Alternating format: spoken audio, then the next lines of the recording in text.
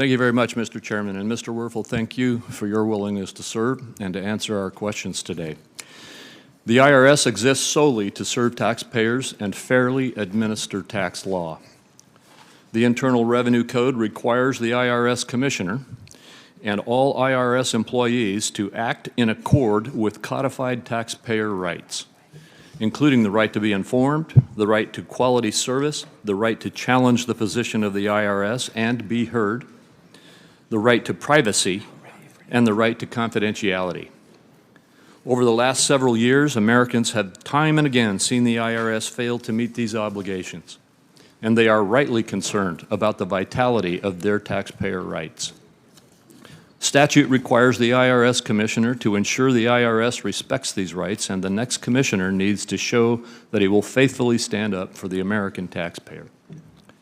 The next IRS Commissioner must also demonstrate that he can be fair, consistent, and impartial as an umpire for taxpayers rather than reflexively pro-IRS.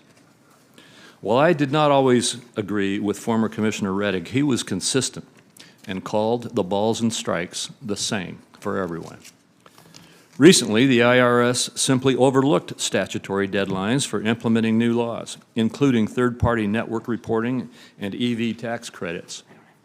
These delays seemed conspicuous, given that other recent and complex tax changes, including the amortization of R&D expenses, corporate book minimum tax, and stock buyback excise taxes, all took effect without necessary guidance.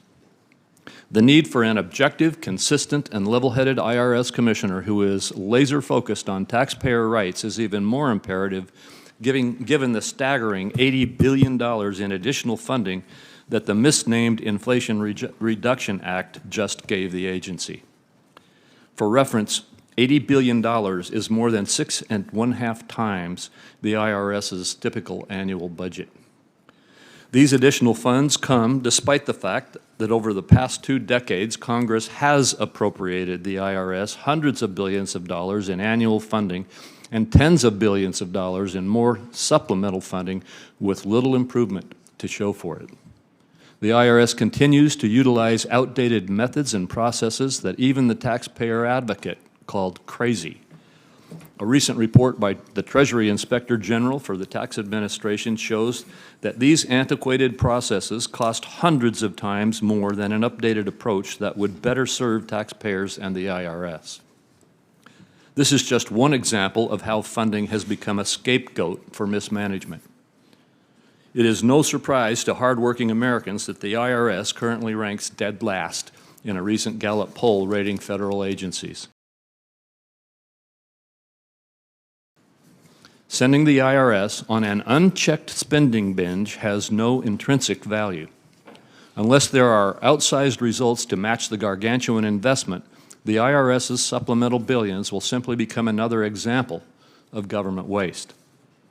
Because the funding lacks any accountability measures or guardrails, the next IRS Commissioner shoulders the primary responsibility for outcomes, as well as planning, tracking spending, and transparently monitoring outcomes.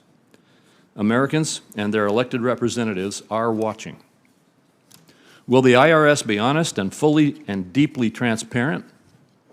Will the IRS use best practices, rely on unbiased data, and set common sense goals? Given how the funding was conceived, designed, and adopted, I'm skeptical. But I will look to you, Mr. Werfel, to fill the gap if you are confirmed. The fact that nearly 60% of the funding will go toward hiring enforcement personnel, more than 14 times the funding set aside for serving taxpayers, is a particular concern. Unease about supersized IRS enforcement hiring has nothing to do with supporting evasion by wealthy tax cheats, but comes from a fear that the IRS will waste untold taxpayer dollars chasing speculative or marginal revenue recoveries, while hardworking Americans and small businesses end up in a dragnet.